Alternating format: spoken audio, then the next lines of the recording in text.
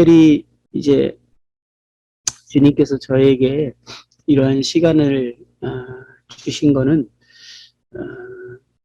주님께서 어떤 특별한 계획이 있으시기 때문에 그러지 않을까 생각을 하면서 사실 자매님에게 이제 그 말씀을 부탁을 받고 나서 주님께 계속 기도는 해왔습니다. 저에게 이제 주어진 4번의 시간인데요. 북북교회를 생각하면 많은 은사를 가진 형님들이 계셔서 항상 양질의 말씀을 듣고 계실 거라고 생각합니다. 저의 오늘 교재는 그냥 잠깐 외식한다고 생각하시고 서울북교회 형제님처럼 어떤 교사의 은사로서 어떤 말씀을 전하는 것이 지금 저의 역할은 아닌 것 같고요. 그냥 저의 마음에 있는 주님께서 주시는 소원들 가지고 자매님과 그냥 둘러 앉아서 교제하듯이 제 마음을 얘기하고 싶은 마음이 있어서 좀 편안하고 자연스럽게 마음을 교제하고자 합니다. 먼저 저를 위해서 기도해 주신 자매님들이 많이 계시다고 들었는데 감사를 드리고요. 아시다시피 저는 이제 8월에 폐암 사기 진단을 받았습니다. 저에게 지금 얼마만큼 시간이 있는지 궁금하고요. 잘 모릅니다. 그래서 저에게 이런 시간이 주어질 때는 제 마음이 어쩌면 이것이 마지막 주님이 주신 시간이다라는 마음으로 성도님들과 교제를 나누게 됩니다. 그래서 정말 제 마음에 무엇을 얘기할까 할 때 저한테 너무나 소중한 시간이라서 또 생각하고 그러면서 이제 교제할 것을 생각하게 됩니다. 이번에도 마찬가지로 저에게는 소중한 시간이기 때문에 제가 얼굴을 아는 자매님들도 계시지만 그렇지 못한 자매님들도 여기 더 많이 계신데 그럼에도 불구하고 어쩌면 저에게 주어진 마지막 시간일 수도 있어서 그런 마음으로 자매님과 교제하고 싶은 그런 마음을 가지고 시작을 하게 됐습니다. 의사 선생님은 이제 저에게 진단을 하고 나서 저한테 표현을 딱 그렇게 했습니다. 저희는 선생님을 완치를 위해서 목표를 갖지 않습니다. 그렇게 얘기하면서 저를 치료를 시작하셨어요. 다시 말해서 의학적으로는 저는 완치가 될 수 없다라는 결론을 가지고 그 선생님은 이제 출발을 하셨어요. 근데 주님이 이 판정을 받던 그날 마태복음 14장 22절 이하 말씀을 통해서 이것은 하나님이 계획하셨고 뜻하신 가운데서 진행되고 있다라는 사실과 하나님이 이를 통해서 영광을 받으실 거라는 것에 대한 너무나 분명한 확신한 말씀을 주셨고 참으로 이해할 수 없고 놀라운 주님이 주시는 평강이 저에게 임했습니다. 너무나 어찌나 평강이 제 마음에 주장하고 편안한지 오히려 병원에 가서 의사 선생님한테 진단을 받고 얘기를 들을 때 약간 선생님이 저를 너무 걱정도 안 하고 염려 안 한다라는 느낌이 드니까 야단치듯이 얘기를 좀 하시더라고요. 정신을 좀 차려야 되지 않나. 지금 당신의 상황이 어떤 상황인지 이해를 못하는 것 같다라는 그런 뉘앙스를 느꼈는데요. 주님이 정말 마음 가운데 놀라운 평안을 주셨습니다. 그리고 그의 그 소식을 알리고 많은 분들이 기도하면서 요한복음 11장 4절의 말씀을 보내주시면서 요한복음 11장 4절은 우리가 너무나 잘 알다시피 예수께서 들으시고 이르시되 이 병은 죽을 병이 아니라 하나님의 영광을 위하며 하나님의 아들이 이로 말미암아 영광을 받게 하려 함이라 하시더라. 나사로가 병들어 죽게 되었을 때 이제 주님께서 이 소식을 들으시고 하신 말씀에 대해서 여러분들께서 이제 이 말씀을 보내주시고 이 말씀을 붙들고 기도한다라고 이렇게 말씀을 해주셨습니다. 또한 저희 교회 성도님들도 주님께서 저를 치료해 주시고 회복시켜 주실 것에 대한 이 소원과 믿음을 가지고 온 교회가 기도를 하기 시작했습니다. 그러던 이제 중에 박준영 지님에게도 카톡이 하나 왔습니다. 보니까 시점을 우리 자매님들을 들으시면 아실 것 같은데 내용이 어떤 내용이었냐면 여기는 LA 공항 아시아나 탑승구 앞이에요. 미국에서 한국 들어오는 날인 것 같습니다. 그러면서 사람의 극한은 하나님의 기회란 말이 있는데 만근 형제의 상황이 딱 맞는 것 같아요. 주님의 영광을 위해 주님만 보게 하셨습니다. 라는 카톡 내용을 보내주시면서 또 요한복음 11장 이 4절의 말씀하고 전체를 이렇게 보내주셨습니다. 이런 많은 이제 내용들을 이제 보내주시고 성도님들이 기도해 주시고 하는 소식들을 계속 들려올 때 참 저의 마음은 약간 뭔가 분명한 담대함이 없는 것이 있었습니다. 왠지 담대하게 살려달라라는 그런 기도가 주님께 생명을 연장해달라는 기도를 하다가도 멈추게 되고 그리스도인이 꼭 이렇게 살아야만 하는가 이렇게 주님께 더 살려달라는 기도를 해야 되는가 라는 약간 딜레마에 뭔가 담대하지 못한 그런 기도를 이렇게 하고 있는 제 모습을 보게 됐습니다. 왠지 그러면 꼭 믿음이 없는 것 같고 주님이 부르시면 그냥 기쁜 마음으로 주님 나라에 가야 될 것 같은데 주님이 저에게 주신 말씀이나 또 주변의 많은 성도님들의 기도의 내용을 볼 때는 이제 저의 생명을 연장해달라는 어떤 형제님은 아침마다 또 많은 형제자매들이 눈물로 기도하고 이렇게 내가 많이 울면서 기도한 거는 처음이다라고 하는 그런 연락도 받았습니다. 그래서 주님이 정말 주님께 간절히 기도하는 성도님들의 말씀을 들을 때는 참 위안이 되지만 정작 제가 주님께 이제 그 기도를 하려고 하면 뭔가 그 담대함이 없는 저의 모습을 보면서 어떻게 해야 되나 그러면서 주님께 주님 저에게 분명하게 다시 한번 저를 낫게 해주실 것인지 데려가게 해주실 것인지 참 말씀을 주시기를 또 바라는 마음이 제 안에 사실 주님 말씀을 하신 것이 있는데도 불구하고 그런 생각들이 있었습니다.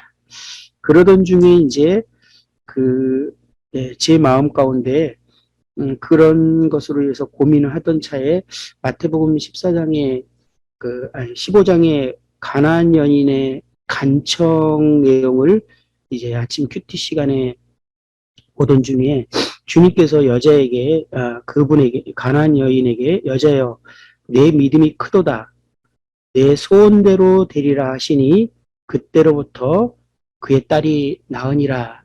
근데 이 말씀에 내 소원대로 되리라라는 이 문장이 제 마음에 탁 들어왔어요. 주님이 보통 병을 낫게 하실 때 내 믿음대로 되리라 이렇게 말씀하시는 게 주였고 그런데 내 소원대로 되리라라고 이렇게 하시는 말씀을 들으면서 제 마음 가운데 주님이 주신 소원이 사실 있었습니다. 그 소원을 정하면서 주님이 좀 더 담대하게 기도하라고 하시는가 보다라는 생각을 하면서 이제 묵상을 마치고 있던 중에 카톡이 하나 날라왔는데 제가 존경하는 한 형제님에게 시편 30편 2절에 있는 말씀이 카톡으로 왔습니다. 그 말씀 무엇이었냐면 여호와 내 하나님이여 내가 주께 부르짖음에 나를 고치셨나이다. 4절은 주의 성도들아 여호와를 찬송하며 그의 거룩함을 기억하며 감사하라. 그의 노여움은 잠깐이요 그의 은총은 평생이로다. 저녁에는 울음이 깃들일지라도 아침에는 기쁨이 오리라. 이 말씀을 주님이 카톡으로 받게 하시면서 정말 주님께 부르짖으면 나를 고치시려고 주님이 이 말씀을 주셨나 라는 생각이 들으면서 왠지 형제님과 통화를 하고 싶은 마음이 들어서 전화를 드렸습니다. 전화를 하던 중에 주님이 저에게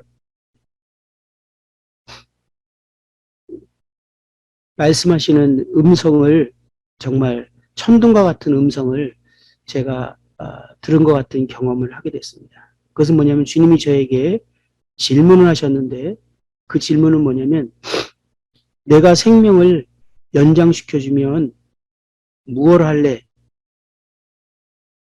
무엇을 위해 생명을 연장시켜줄까? 라는 질문이었습니다. 그러면서 주님이 그 다음에 하신 말씀은 뭐냐면 너가 쉬려면 하늘에 와서 쉬어라. 라고 주님이 말씀하셨습니다.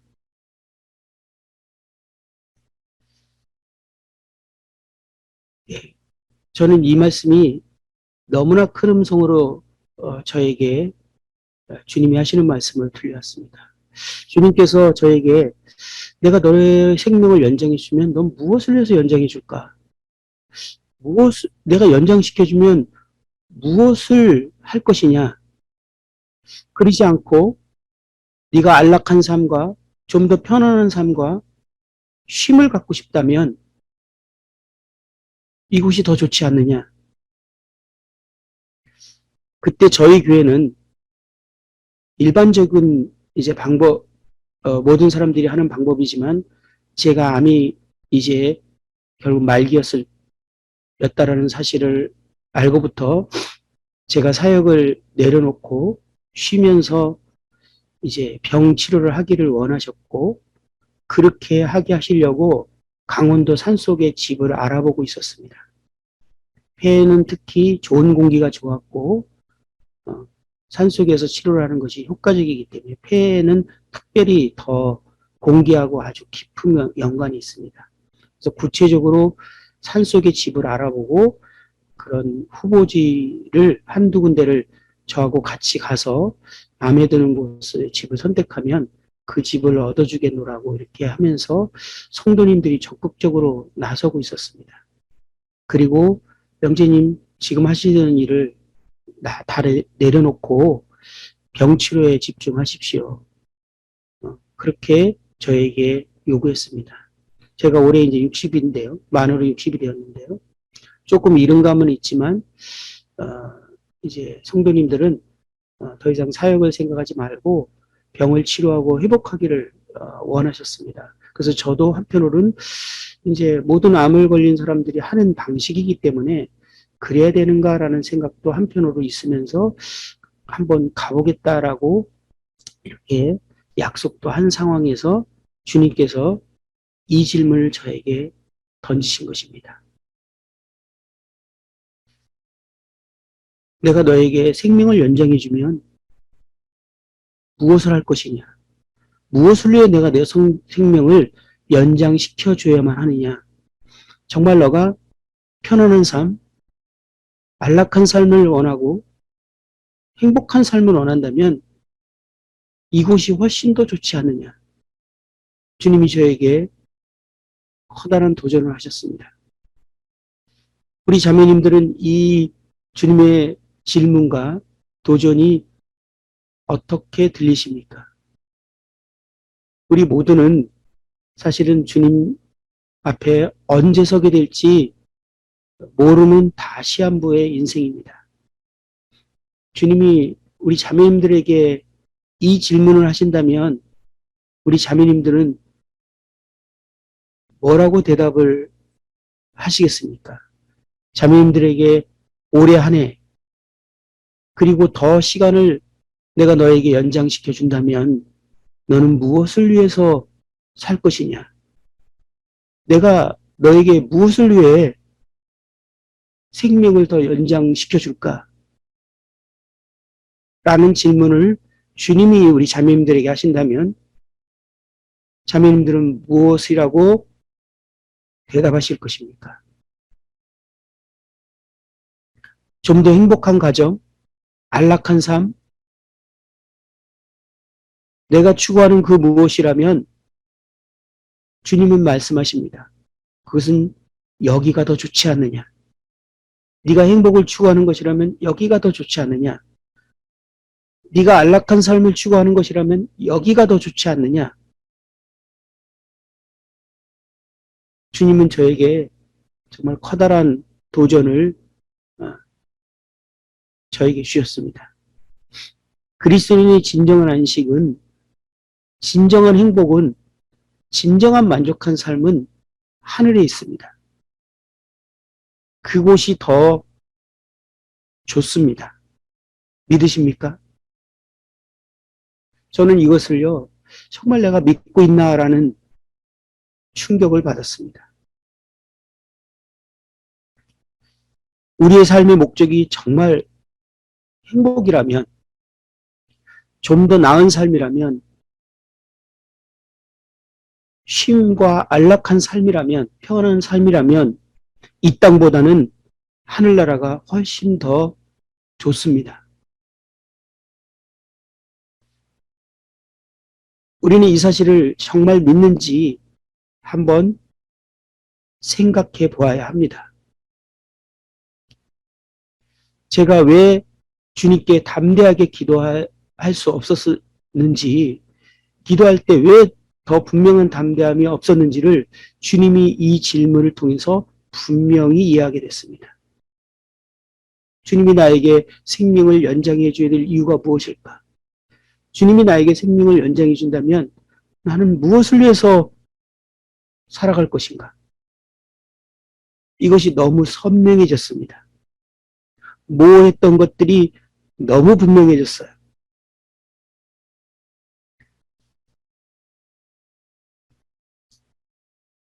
바울도 고린도후서 5장 1절에 보면 만일 땅에 있는 우리의 장막집이 무너지면 하나님께서 지으신 집, 곧 손으로 지은 것이 아니요 하늘에 있는 영원한 집이 우리에게 있는 줄 아느니라.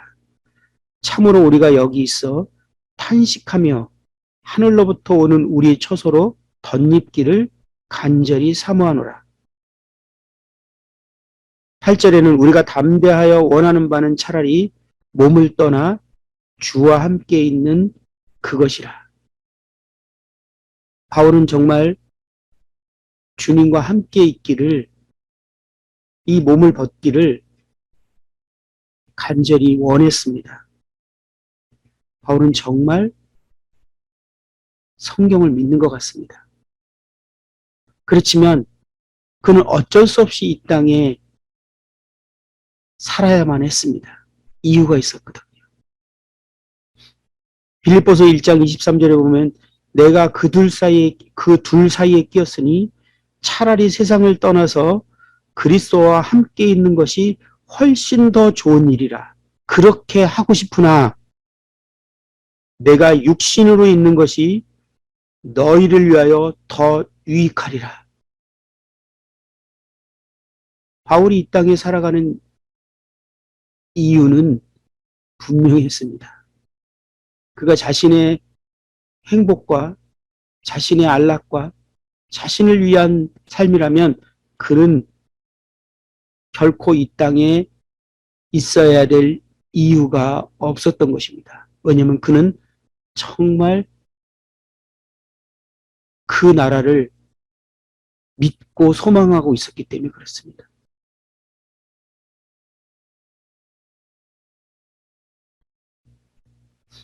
그리스도인이 안락한 삶이나 행복을 추구한다면, 참 안식을 원한다면 몸을 떠나서 그리스도와 함께 있는 것이 훨씬 더 좋은 것입니다.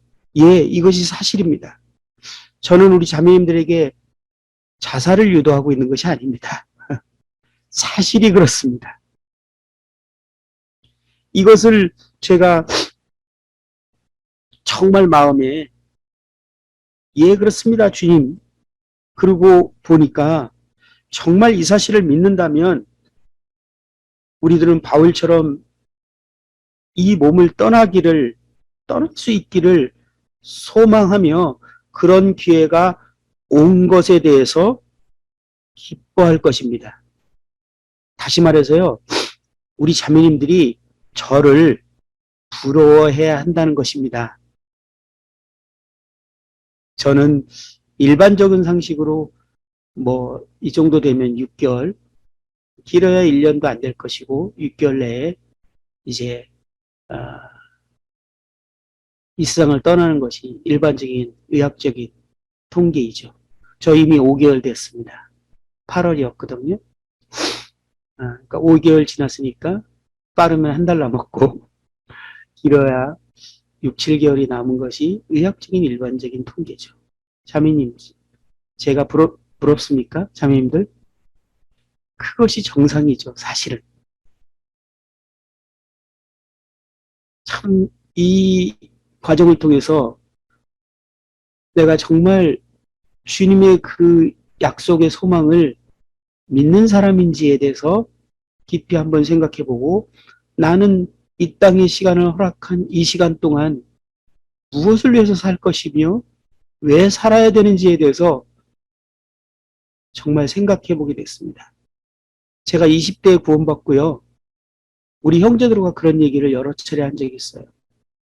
주님 나라가 소망되고 이 주님 나라에 대한 소망으로 그 나라에 가고 싶은 그런 마음이 있을 때 형제들과 농담 반 진담 반으로 그런 얘기했어요. 주님이 구원받으면 우리를 왜 데려가시지 않지? 그러면 참 좋을 텐데. 예, 구원받는 즉시 우리가 휴거되면 그보다 완벽한 삶은 없지 않습니까? 우리 가운데 있는 그 갈등들, 이거 정말 주님 나라 가면 다 해결되지 않습니까? 우리가 겪는 우리가 정말 살고 싶은 그 거룩한 삶, 주님 나라 가면 해결되지 않습니까? 형제들과 서로 하나 되고 화목하고 이렇게 하는 거 정말 어렵죠.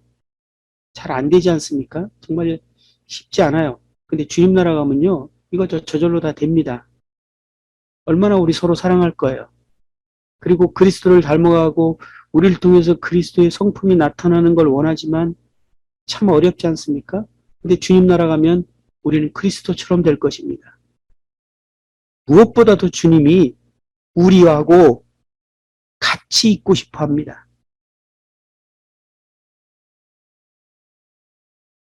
무엇보다도 주님이 우리와 같이 있고 싶어 하셔요. 그렇다면 내가 주님이라면 내가 구원받은 순간 주님은 나를 그분 곁으로 데려갈 것입니다. 우리가 결혼할 때 정말 같이 있고 싶어서 결혼하는 거 아닙니까? 정말 사랑하면 같이 있고 싶기 때문에 결혼하는 거잖아요. 주님과 제가 이제 구원을 통해서 정말 결혼하는 부부 관계가 되었기 때문에 주님은 저를 같이 있고 싶어서 저를 데려가는 것이 마땅하지 않냐는 것입니다. 그럼에도 불구하고 주님은 저를 이 땅에 두셨어요. 아니, 우리 자매님들을 이 땅에 두셨다라는 겁니다. 저희는 주님 곁에 있는 것이 훨씬 모든 면에서 더 좋고 완벽한데 주님이 이 땅에 저희들을 두셨다라는 거예요. 어쩔 수 없이 안타깝지만 하루라도 속히 빨리 우리를 부르고 싶고 우리와 같이 있고 싶지만 우리가 이 땅에 살아가면서 겪는 고통과 아픔과 슬픔과 모든 것들을 주님은 아시지만, 그리고 우리가 그런 것을 겪기를 원하지 않으시지만, 그럼에도 불구하고 주님은 이 땅에 우리를 두셨다라는 것입니다. 그것은 이유가 있었던 거죠.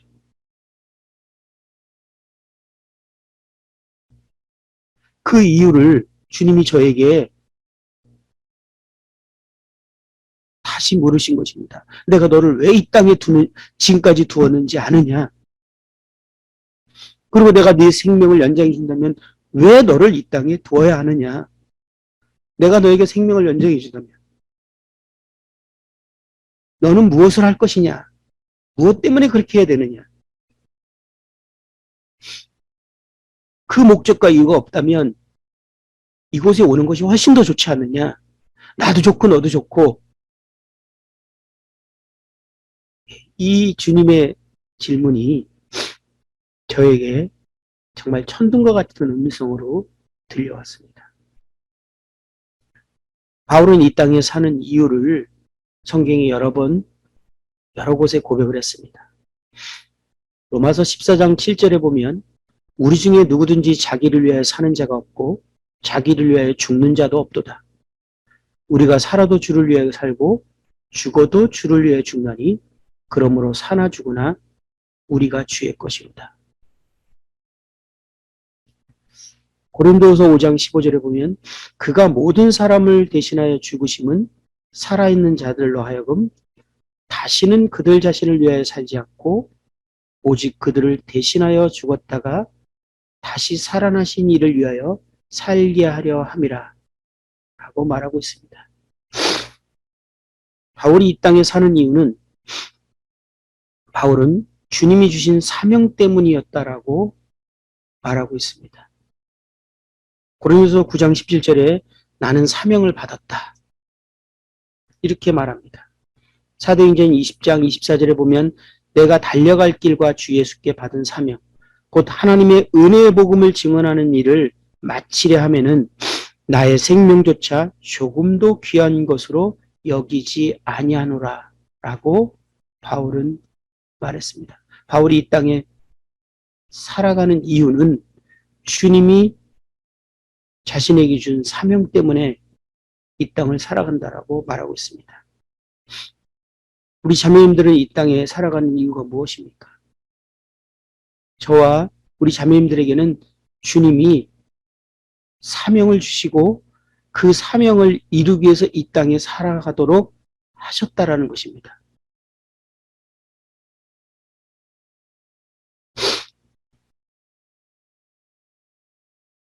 주님께서 이 땅에 오시고 사신 이유도 동일하셨습니다.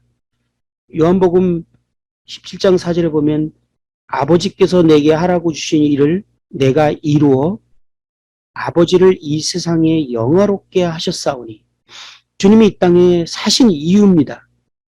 그 아버지의 뜻을 이루기 위해서 이 땅에 사신 것입니다. 주님이 그 영광스러운 그 아버지 곁을 버리고 이 육신의 제한적인 몸을 입고 이 땅에 오신 이유는 그분의 뜻을 이루기 위해서 오시고 이 땅에 우리가 인간의 겪는 모든 불편함과 고초를 겪으신 이유는 그분의 뜻을 이루기 위해서입니다. 자매님들 이 땅에 주님께서 저와 우리 자매님들에게 시간을 더 허락하신다면, 더 우리에게 시간을 연장해 주신다면 무엇을 위해서 이 땅에 사시고자 하십니까? 그것은 아버지께서 우리에게 하라고 하신 그 일을 이루기 위해서 이 땅에 살아가는 것입니다. 요한복음 4장 34절에 보면 예수께서 이르시되 나의 양식은 나를 보내신 이의 뜻을 행하며 그의 일을 온전히 이루는 이것이니다. 이렇게 말하고 있습니다. 주님이 나의 양식은 이라고 표현한 것은 사실 옛날에 어른들이 그런 얘기 많이 하셨지 않습니까? 다 먹고 살자고 하는 일인데 우리가 음식이라고 양식이라고 표현하는 것은 어떤 면에서 우리가 사는 이유를 말하는 것입니다. 주님은 나의 양식은, 내가 사는 이유는 나를 보내신 이의 뜻을 행하며 그 일을 온전히 이루는 것이다. 우리의 본이 되신 주님이 이 땅에 사는 이유가 그것이었습니다. 그러면서 주님이 뭐라고 이어서 말씀하셨습니까? 너희는 넉 달이 지나야 추수할 때가 이르겠다 하지 아니하느냐? 그러나 나는 너희에게 이르노니 너의 눈을 들어 밭을 보라. 희어져 추수하게 되었도다. 여기에 주님이 너의 눈을 들어 밭을 보라 라고 말씀하십니다. 무슨 의미죠? 우리의 시선은 지금 땅의 것에 집중되어 있습니다. 근데 주님이 그 눈을 들으라고 하십니다. 그리고 밭을 보렵니다. 희어져 추수하게 되었다라고 말합니다. 우리가 사실 눈을 들어 밭을 보지 않고 땅을 볼 때 해야 될 일이 얼마나 많습니까? 여기에 대충 봐도 우리 젊은 자매님들도 계시고, 그런데 자녀들을 키우려면 얼마나 바쁘시죠? 해야 될 일도 얼마나 많고요. 고개 들 새가 없습니다. 그죠? 남편도 챙겨줘야 되지. 아이들 손길 정말 많지. 얼마나 바쁘게 사시는지 압니다. 근데 주님이 그런 저희들에게 도전하십니다. 내가 너희에게 이 땅에 시간을 더 연장해 준다면 무엇을 위해서 할 것이냐. 그리고 눈을 들어 밭을 보라고 말씀하십니다. 제가 좀 예전에 경험했던 얘기를 하면서 이 얘기를 좀 마무리할까 하는데요. 예, 제가 관악교에서 구원받았습니다. 그곳에 자매 모임이 있었는데요. 거기에 자매 모임에 정말 말씀을 정말 훌륭하게 전하는 자매님이 계셨고, 자매 모임이 참 풍성했습니다. 제 기억으로는 그 자매님이 전하는 테이프이 전국 모임에 곳곳에, 어느 날 갔더니 거제도까지도 그 테이프가 가 있고, 많은 사람들이, 그 자매님들이 관악교회 자매 모임에서 나온 그 자매님의 말씀을 어, 듣고 계시다라는 것을 알았습니다. 저희 교회에서 그 테이프를 복사해서 보내주는 숫자를 보면 상당한 양이 나가고 있었어요. 그런데 저는 항상 의문이 들었어요. 그 자매 모임에서 자매인들이 교제하는 내용을 들어보면 5년 전이나 10년 전이나 동일한 문제를 또 내려놓고 있는 것입니다. 5년 전에도 그 문제였는데 지금도 그 문제고, 사실 10년 전에도 그런 내용이었던 것 같은데 지금도 그 내용을 벗어나지 못하고 있어요. 이 귀한 말씀을 듣고, 이 정말 놀라운 말씀을 듣고 있는 정작 우리 교회 자매님들은 왜 변화가 없고 같은 모습일까? 이것이 저에게 정말 의문이었어요. 그리고 어느 날 저는 이제 저희 관악교회가 영적인 흐름에 문제가 생기면서 맷 형제님과 정말 출애굽하듯이 인덕원이라는 교회를 나오게 됐습니다.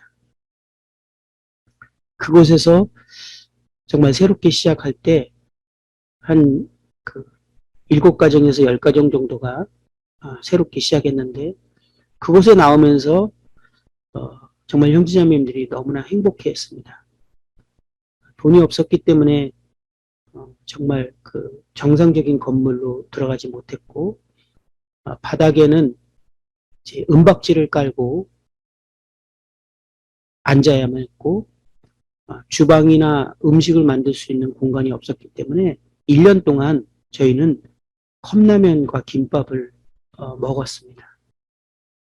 주일학교나 학생부나 다른 모임은 할 공간이 아예 없었습니다. 그래서 그런 모임은 아예 상상도 못했어요. 저희들이 겨우 모일 수 있는 그런 공간 정도 건물이었습니다. 그런데요, 저희들은 그곳에서 너무나 행복하고 성도들이 즐거워하고 좋아했습니다. 그런데 제가 한 발자국 뒤로 물러서서 그 모습을 이렇게 보고 있는데 뭐라고 표현해야 할까요? 소망이 안 생기는 거예요. 무슨 소망이 안 생기냐면 오래된 성도들이었고 신앙생활을 오래 했던 분들이었는데 너무나 내부지향적이었기 때문에 이분들로는 주님이 저와 우리 성도들로 하여금 우리들로는 주님이 그분의 뜻을 이룰 수 없을 것 같은 정말 슬픈 마음이 들었습니다. 저희들은 너무 좋고 행복했지만 저희들은 내부지향적이었어요. 주님의 뜻에 대해서 그 뜻을 이루는 데 있어서 우리는 마음이 열려있지 못했습니다. 신앙생활을 오래 하면 할수록 나타나는 증상이죠. 그리고 시간이 좀 지난 후에 이래서는 안 되겠다 생각이 들면서 제가 이제 자매 모임에 가서 자매님과 말씀 교제를 나눴습니다. 제 기억으로는 7차례 정도 말씀을 나누면서 자매님들이 오랫동안 이렇게 좋은 말씀 듣고 항상 교제를 하고 그럼에도 불구하고 영적으로 충만하지 못하고 쓰지 못하는 이유가 무엇일까를 일단은 도전했습니다. 저는 사도 바울과 제자들이 왜 성령 충만했는지 얘기할 때 담대히 말할 수 있습니다. 그들은 온전히 하나님의 뜻을 이루기 위한 삶의 목표가 분명했기 때문에 그렇습니다. 주님은 그들에게 정말 때에 따라 말씀을 해주시고 그들에게 능력을 주시고 그들에게 말씀을 주셨습니다. 주님이 바울이 필요했어요. 주님이 베드로와 그 제자들이 필요로 했어요. 주님 편에서 그들이 필요로 했다는 것입니다. 그들은 정말 주님의 뜻을 이루는 것에 그의 생애가 초점이 맞춰 있었고 그들은 그 사명을 이루기 위해서 삶이 거기에 맞춰 있었기 때문에 주님께서는 그들에게 성령 충만을 허락해 주셔야만 했고 그들에게 말씀해 주셔야 했고 그들을 인도해 주셔야 했고 이끌어 주셔야만 했습니다. 우리 자매님들은 끊임없이 서로 교제하고 영적인 교제를 나누지만 왜 충만하지 못할까?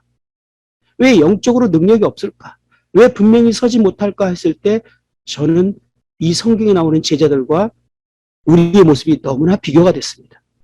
우리의 삶의 목적은 무엇인가? 무엇을 위해서 우리의 생애가 드려지고 있고 우리의 마음이 쏟아져 있는가?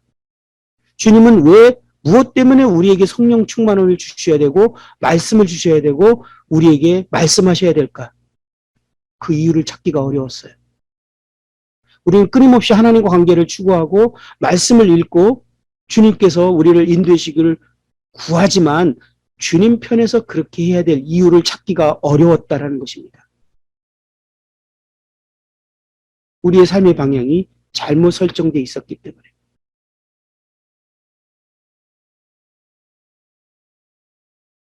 바울은 주님의 음성을 듣는 법을 배운 사람이 아닙니다.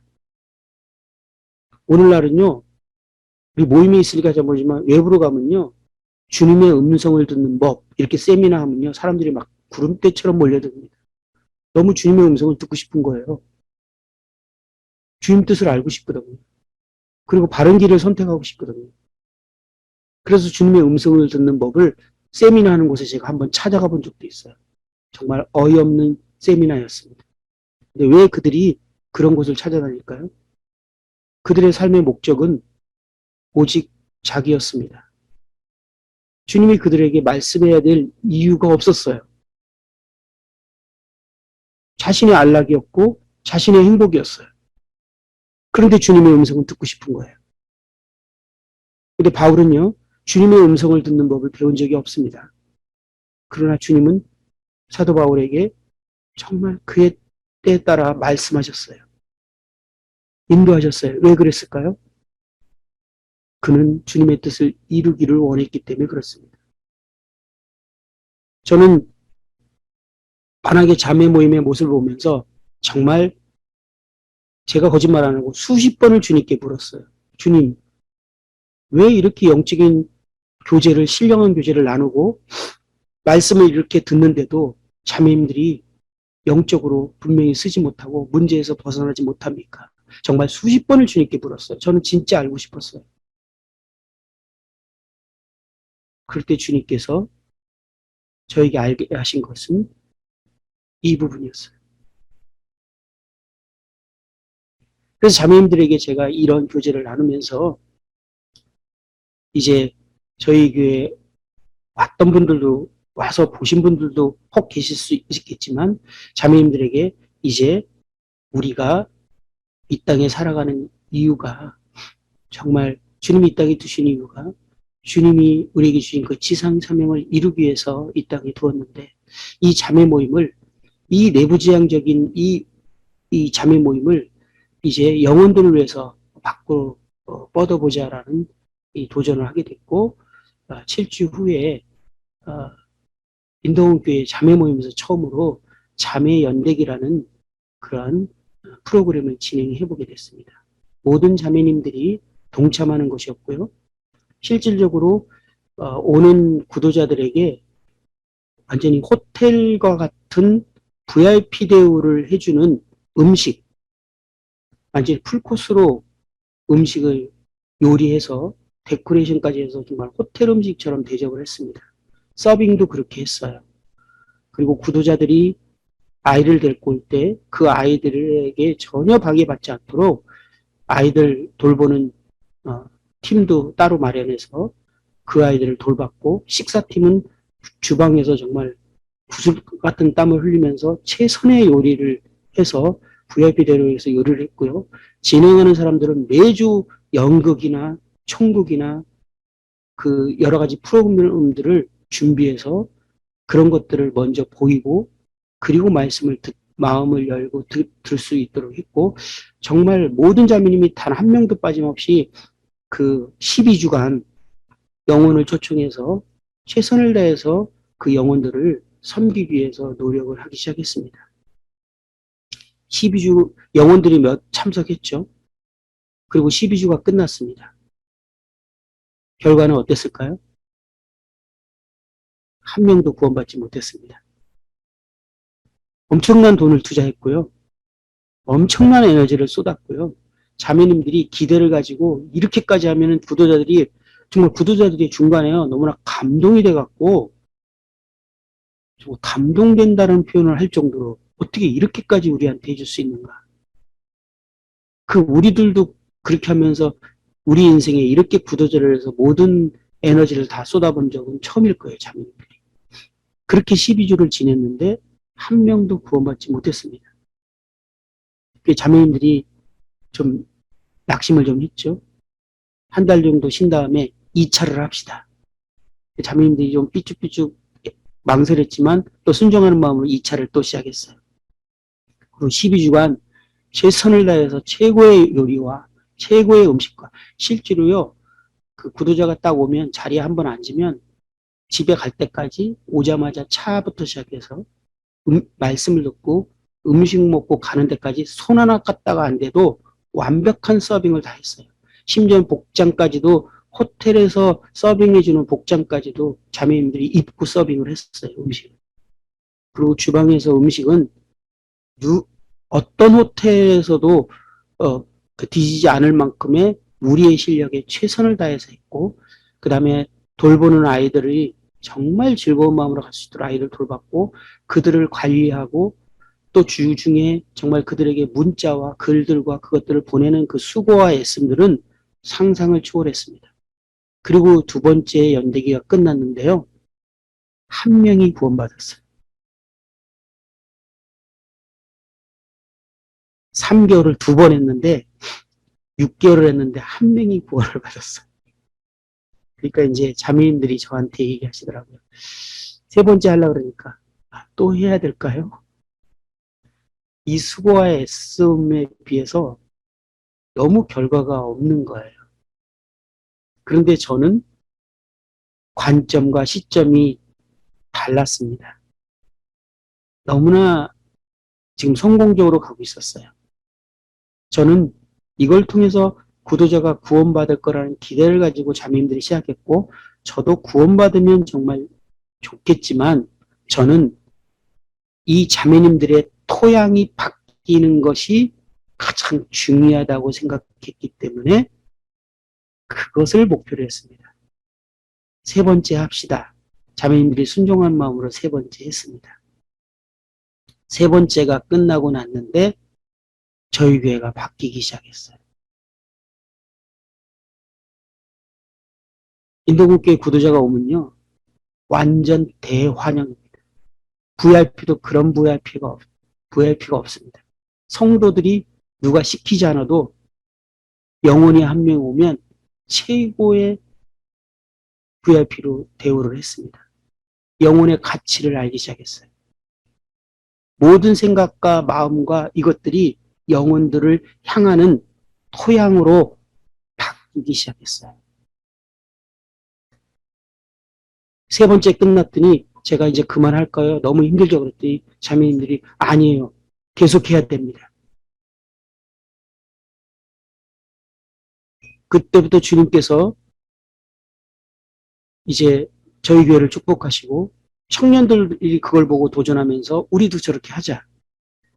기혼들이 도전을 받으면서 기혼들도 우리도 저렇게 하자. 자매님들, 기혼들이 형제님들이 따로 연대기를 했습니다. 음식도 직접 다 만들고요. 직장 끝나면 데려와서 형제들이 음식을 만드는데요. 형제들은 일품 요리밖에 못 만들거든요. 그렇지만 맛은 더 있어요.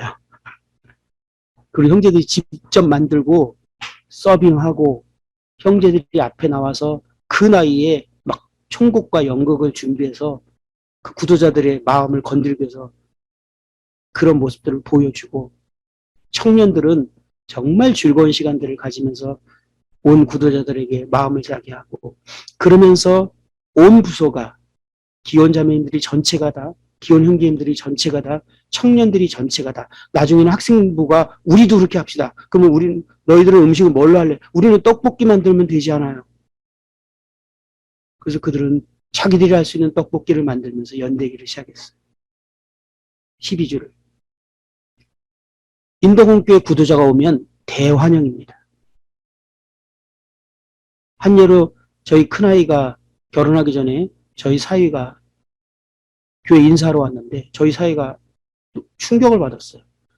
교회가 얼마나 자기를 환영해 주는지 당황스러울 정도로 놀라웠던 거예요. 그리고 저희 그 딸아이가 이제 커피를 좀 사주고 싶어서 교회 앞에 나가서 그 백다방 같은 그런 곳이 앞에 있었는데 그곳에서 커피를 사고 있는데 갑자기 청년들이 10몇 명이 그곳으로 왔대요. 온 이유는 뭐냐면 아직 인사 못한 청년이 아무리 찾아도 없는데 어디 갔냐 그랬더니 지금 커피 마시러 나갔다 그러니까 이 청년들이 인사하러 다 나온 거예요. 10몇 명이. 아직 인사 못한 청년들이. 그래서 그 커피숍에서 10몇 명하고 인사를 나누다가 저희 사위가 충격을 받았어요. 무슨 이런 교회가 있지?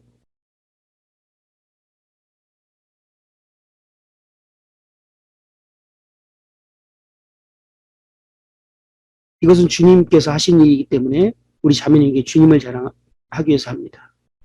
사실 인도공교회가 7년째 됐을 때, 7, 8년 정도 됐을 때 300명이 넘어가 버렸어요. 아마 한국 모임에서 최단 기록일 겁니다. 매년 2번, 3번 심례식을 줘야만 했어요. 저는 주님이 이것을 기뻐하셨을 거라고 생각이 들었습니다. 제가 이 얘기를 하는 이유는요. 기독교 역사의 역사를 보면 여성의 역할이 얼마나 중요한지가 기록되어 있습니다. 사실 모든 전도의 주 역할과 핵심은 여성입니다. 저는 전철에서요, 그다음에 길거리에서 참 신기한 모습을 많이 봐요. 전철에 앉아서 이렇게 맞은편을 보면 두 애기 엄마가 막 둘이 얘기를 하고 있는데 옛날부터 친구인 사이처럼 얘기를 하고 있어요. 근데 어느 순간 보면 한 사람은 그냥 내리는데 한 사람은 남아 있어요. 저기 뭐지? 전철에서 만난 사이예요. 근데 꼭 10년은 사귄 것처럼 서로 대화하고 있는 거예요. 이 여성분들의 특징이죠. 바로 만났어도 몇 년씩 사귄 것처럼 대화할 수 있어요. 남자들은요, 절대 못합니다. 믿지 않는 남자들은 술이 들어가기 전에는 절대 다른 사람하고 대화하기 어렵고요. 관계 맺는 거 어려워요. 그런데 참 여성분들을 보면 이웃하고 대화하는데 분명히 지금 금방 만난 것 같은데 몇 년 동안 사귄 사람처럼 대화를 해. 이거는요, 아무나 절대 남자들이 갖고 있을 수 없는 무기입니다. 여성들만 갖고 있는 무기예요. 그래서 여성들이 정말 주를 위해서 헌신하고 주를 위해서 자기를 드릴 때 많은 영혼들을 얻을 수밖에 없는 게 기독교의 지금까지 역사였어요.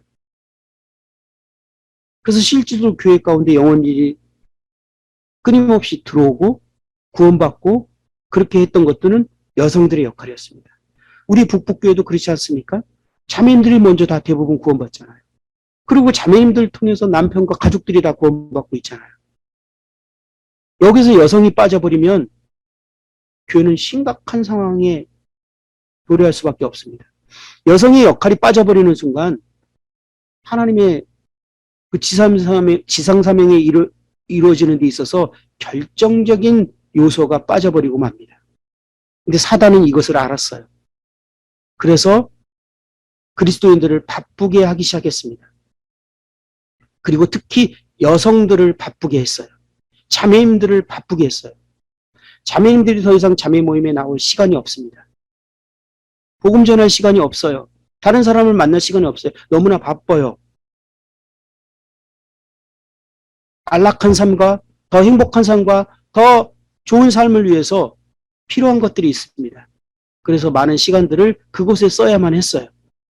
이것은 사단의 기가 막힌 전략이고 그것이 성공하기 시작했습니다.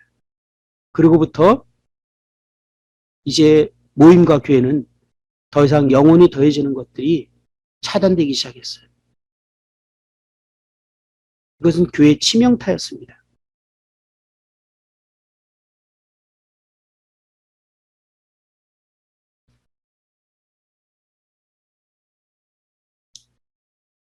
저 아래 지방에 어떤 이름만 되면 잘하는 한 교회는 형제님이 이것은 자매님들이 오해하지 마시고 드시기 바랍니다. 그냥 마음을 얘기하는 겁니다. 이 문제 때문에 고민하다가 교회에다가 이렇게 발표했대요.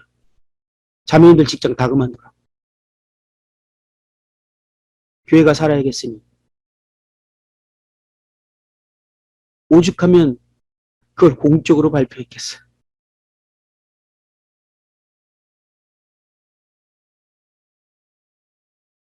우리가 이 땅에서 안락한 삶과 더 행복한 삶을 살기를 목표로 한다면 우리는 바빠져야 됩니다. 지금 여기서 우리 자매님 제 말씀을 듣고 있으면 안 되시죠. 좀 더 나가서 더 일하시고 그러셔야 되겠죠. 그런데 그럼과 동시에 교회는 이제 영혼들이 구원받고 더해지는 일들이 멈춰지기 시작했던 것입니다. 주님은 저에게 도전을 하셨습니다. 내가 너에게 생명을 연장해 주면 무엇을 할래? 무엇을 위해서 생명을 연장해 줄까? 주님이 저에게 도전해 주시지만 저는 오늘 자매님들에게 이 도전을 해봅니다. 자매님들에게 주님께서 더 시간을 연장해 주셔야 될 이유가 무엇입니까? 시간을 더 연장해 주신다면 무엇을 위해서 사시겠습니까? 만약에 더 안락한 삶과 행복한 삶이라면 그 나라가 더 좋다고 주님께서 저에게 내게로 와라. 여기가 더 좋다라고 말씀하신 것처럼 그리스도에게 안락한 삶이라면 하늘이 더 좋다라는 것을 도전하고 싶습니다.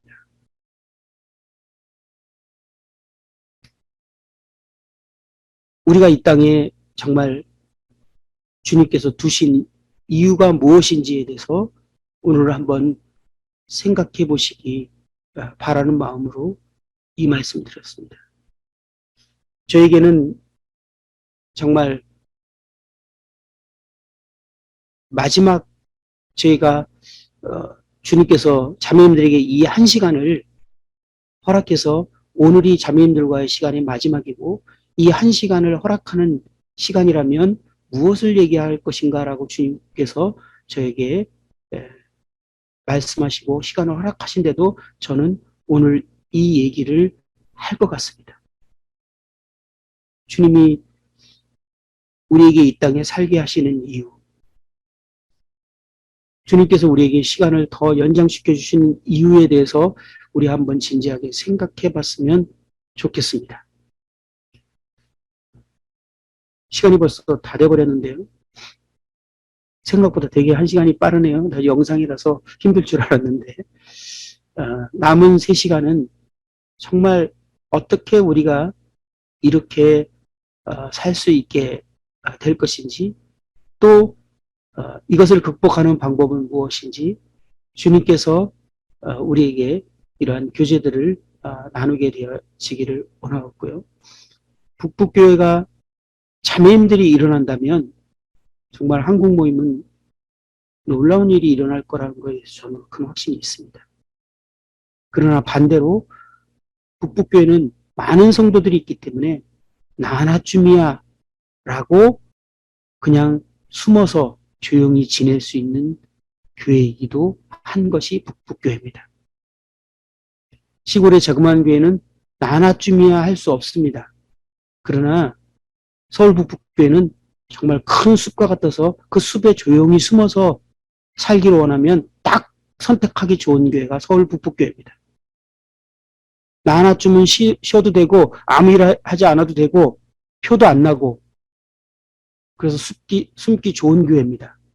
죄송합니다. 제가 이렇게 말씀드려서 제가 돌려서 말을 못해요. 그리고 이제 더 옛날보다 담대해졌어요. 무서울 게 없는가 봐요, 제가. 그런데 북북교회가 일어나면 무서운 교회가 됩니다. 사단이 정말 두려워하는 교회가 될 것입니다. 그 시작이 자매님들은 누구라고 생각하십니까? 저는 자매님들이라고 생각합니다. 그래서 자매님들에게 저에게 시간을 주고 이러한 말씀을 제가 전하지 않는, 저는 자매님들에게 이런 도전의 말씀을 전해본 적이 없어요, 사실. 근데 주님이 아무리 기도하고 생각해도 이 부분에 대해서 주님이 제 마음에 부담을 주시고 우리 자매님들에게 이 얘기를 전할 것에 대한 부담을 주셨습니다. 여러분 누가복음 15장에 3가지 비유 얘기가 나옵니다. 이 3가지 비유는 잃어버린 양에 대해서, 그 다음에 잃어버린 드라크마에 대해서, 그 다음에 돌아온 탕자에 대해서 얘기가 나옵니다. 근데 여기에요 다 공통된 장면이 있어요. 파티가 열린다는 겁니다. 하늘에서 모든 것이 스톱되고 모든 활동이 다 올 스톱되고 파티가 열려진다는 것입니다. 한번 시간 나서 끝나시면 누가복음 15장을 읽어보시기 바랍니다. 우리 함께 즐기자. 그러면서 다 파티가 열려요. 나와 함께 즐기자. 나의 잃은 양을 찾아내었노라. 9절에는 나와 함께 즐기자. 잃은 드라크마를 찾아내었노라.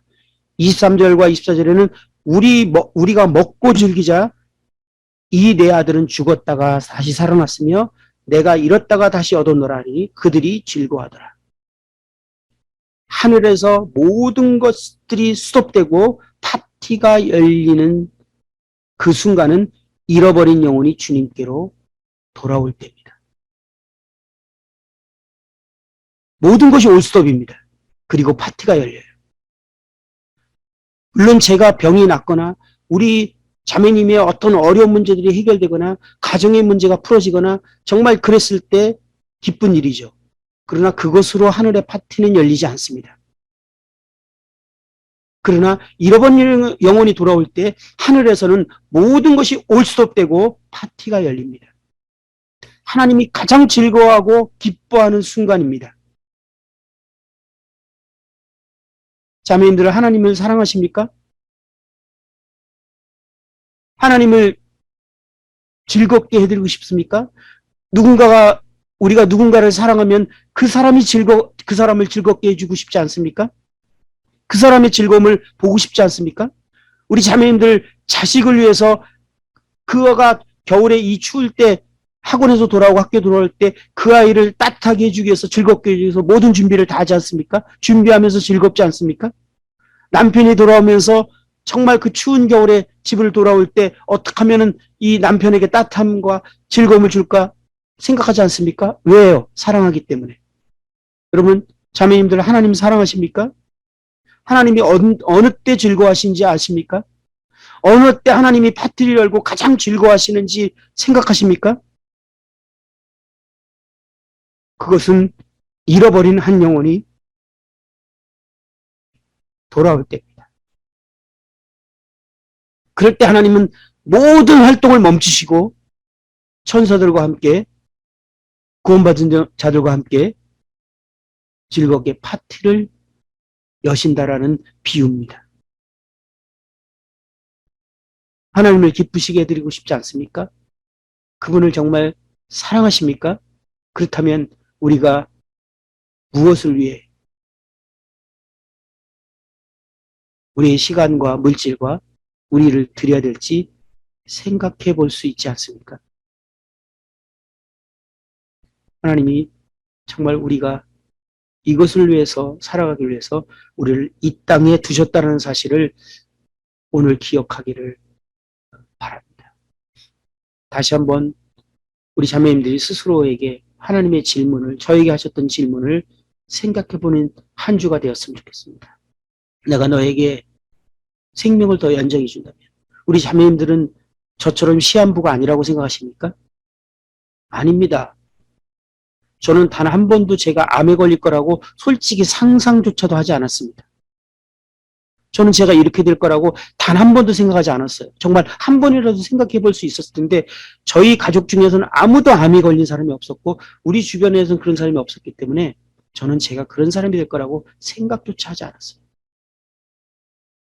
그래서 우리 자매님들도 그런 생각을 안 하시는지 모르지만 아닙니다. 우리 모두에게는 언제 주님이 우리를 부르실지 모르는 시험부와 같은 삶입니다.